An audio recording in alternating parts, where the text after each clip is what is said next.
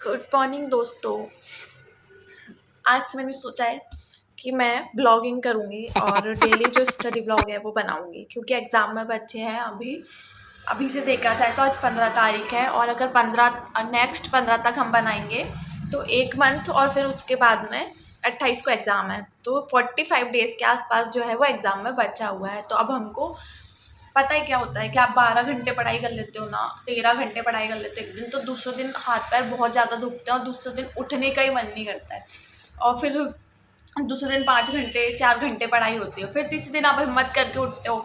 तो इसलिए मैंने सोचा है कि इन 45 दिनों में कम से कम 8 घंटे की पढ़ाई जो है वो तो करेंगे, और अगर उससे ज़्यादा हो पाएगी तो ज़्यादा से ज़्यादा मल्टीपल टाइप क्वेश्चंस जो है वो सॉल्व करने की कोशिश करेंगे। पर 8 घंटे का जो टाइम है वो पूरा कोर मतलब सब्जेक्ट पढ़ने पर देंगे।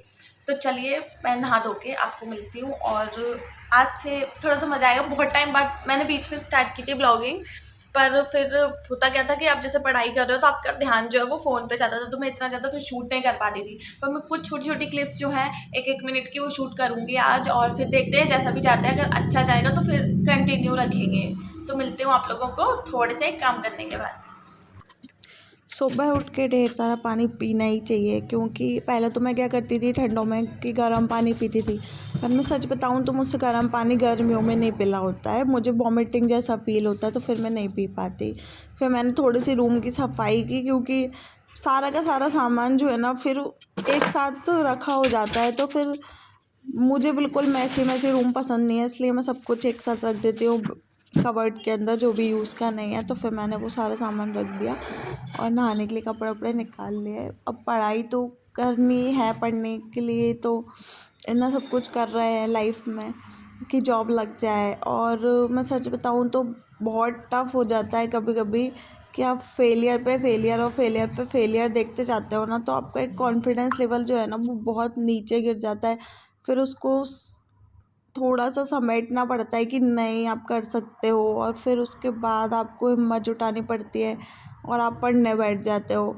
पढ़ते पढ़ते भी बीच में कई बार नेगेटिव थॉट्स आने लगते हैं, पर फिर वापस पढ़ना पड़ता है, क्योंकि एक यही ऑप्शन है कि पढ़ाई पढ़ने से ही होगा, बोलते हैं ना पढ़ने से ही होगा। तो लगे रहो, मतलब कर्म करते रहो, हो जाएगा, किसी ना किसी दिन हो जाएगा, एग्ज़ाम निकल जाएगा, ऐसे ये सोच के लगी हुई हूँ मैं भी। फिर उसके बाद मैं बस थोड़ा सा टेबल भी साफ़ किया, ताकि उस पर पूजा का सामान भी रखा हुआ है, तो कुछ झूठा कुछ भी ना रखा हो, तो वो देखना पड़ता है थोड़ा सा।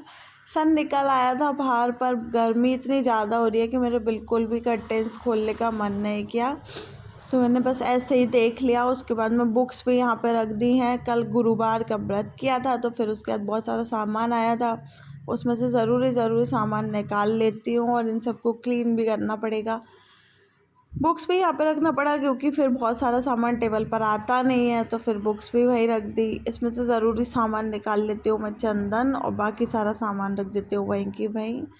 कल था गुरुवार और मैंने स्टार्ट किए थे व्रत, तो फिर ऐसे पूजा की जो सामग्री थी वो ली थी। फिर उसके बाद कल तो बिल्कुल भी बस की नहीं थी उठने की, मतलब कल तो थी फिर भी एनर्जी, पर आज जब मैं सुबह उठी, जब मैं ये वीडियो शूट कर रही थी, तो उस टाइम पे मतलब सुबह उठने में बिल्कुल एनर्जी फील नहीं हो रही थी, तो बहुत मुश्किल से उठ पाए। और उस चक्कर में मेरे साथ एक वो भी हुआ, बताती हूँ।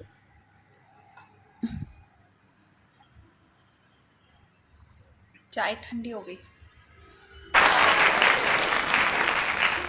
चाय ठंडी हो चुकी थी मेरी, क्योंकि मैं थोड़ा लेट सा उठने के लेट उठी। बहुत नुकसान है। सही बात है, पता है लेट उठने के बहुत नुकसान है, और ये बात बिल्कुल सही है। ये तो सिर्फ मतलब चाय थी, पर लेट उठने के सच में आपकी लाइफ में बहुत नुकसान। अगर आप टाइमली उठ जाते हो तो आपके टाइमली सारे काम हो जाते हैं। फिर बस मैंने थोड़ा सा खा लिया ताकि मेरे थोड़ा हाथ पैर चले भाई।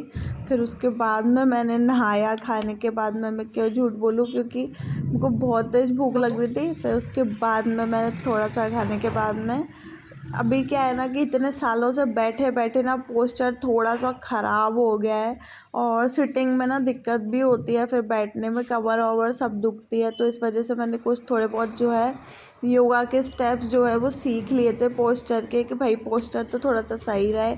तो बस मैं यहाँ पे वही ट्राई कर रही थी और वही कर रही थी, क्योंकि पहले तो मैं मोबाइल में से देख के करती थी स्टार्टिंग में, जब ब्लॉगिंग स्टार्ट की थी और जब मैं योगा शुरू किया था तब मैं मोबाइल में देख कर करती थी।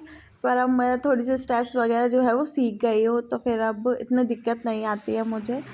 तो अगर आप में से कोई भी ऐसे लोग हैं जो कि 8 से 9 घंटे की पढ़ाई कर रहे हैं और उसके बाद में थोड़ा सा बैक पेन है या फिर थोड़ी सी शोल्डर प्रॉब्लम है, तो आप लोग ये वाली जो एक्सरसाइज है वो ट्राई कर सकते हो। उससे आपका जो राउंड शोल्डर का जो प्रॉब्लम है वो सॉल्व हो जाएगा। मुझे इससे बहुत फ़ायदा मिलता है, मैं इसको जब करती हूँ।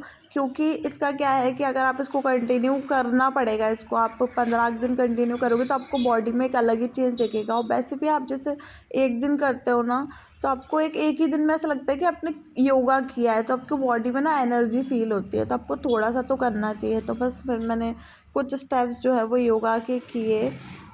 इससे क्या होता है ना कि आप सुबह थोड़ा सा बॉडी को चार्ज कर लेते हो तो पूरा दिन बहुत अच्छा निकलता है। नहीं तो फिर ना बीच बीच में दिक्कत होती है। फिर उसके बाद में मैंने नहा धो के करा पूजा पाठ। देखो, भगवान में मन लगाना मतलब, अभी क्या है ना, ऐसा टाइम चल रहा है, बहुत ख़राब टाइम चल रहा है। तो जब आप एक अच्छे जोन में होते हो ना, और ये सबका ही आदत रहती होगी, तब आपको भगवान उतने थोड़े कम याद आते होंगे। पर आप जब बहुत ख़राब जोन में होते हो ना, तो आपको कोई याद नहीं आता, आपको सिर्फ भगवान याद आते हैं। क्योंकि आपको पता होता है कि आपको अब उस समस्या से वो ही निकाल सकते हैं। तो अभी तो इतने ज़्यादा फेलियर्स वाला जोन चल रहा है ना, लाइफ के ख़राब दिन चल रहे हैं। तो भगवान में मन लगाओ। और फिर उसके बाद में कर दी पढ़ाई स्टार्ट, अपना टाइम टेबल बना के। फिर बस पहला स्लॉट पढ़ा, जल्दी जल्दी 4 सब्जेक्ट पढ़ने रहते हैं स्टार्टिंग में। क्योंकि अभी के तथ्य 1 पढ़ रही हूँ एमपी का, तो वो भी पढ़ा। आप में से जो भी एमपी पीएससी के होंगे वो जानते होंगे कि तथ्य 1 पढ़ना पड़ता है एमपी की करंट के लिए। सुबह ये क्या होता है ना कि भूख भी बहुत लगती है, तो थोड़ा सा क्या है, हेल्दी भी खाना चाहिए ताकि आपकी बॉडी जो है वो एनर्जेटिक फील करे। तो बस फिर मैं थोड़ा सा खाने के लिए लाइब्रेरी में भी ले आती हूँ, ताकि बॉडी जो है वो एनर्जेटिक फील करती रहनी चाहिए। अगर बॉडी में आलस आता है तो फिर पढ़ने में मन नहीं लगता, बिल्कुल भी मन नहीं लगता। तो उसमें पर मेरी आदत है कि मैं बहुत कम कम खाती हूँ, थोड़ा सा खा लूँगी फिर थोड़ा सा रख दूँगी, फिर मैंने दूसरा सब्जेक्ट उठा लिया पढ़ने के लिए।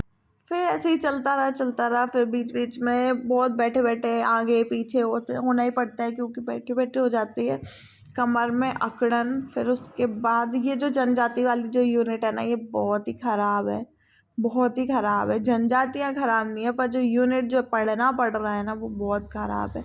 क्योंकि वो क्या रहा है ना, इसमें बहुत मैसअप हो जाता है। इस वाला नृत्य किसने किया और वो वाला नृत्य किसने किया।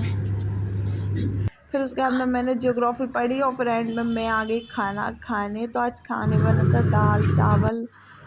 फिर बस खा पी के दोबारा से थोड़े से देर के बाद में मैं आ गई लाइब्रेरी में और पढ़ी मैंने साइंस। पर काफ़ी कुछ पढ़ना रहता है, साइंस एमपी वगैरह इसमें इस स्लॉट में। और फिर रिवीजन भी करना रहता है। 8 सब्जेक्ट तो एटलीस्ट पढ़ने पड़ते हैं, 5 उनमें से एमपी के हैं।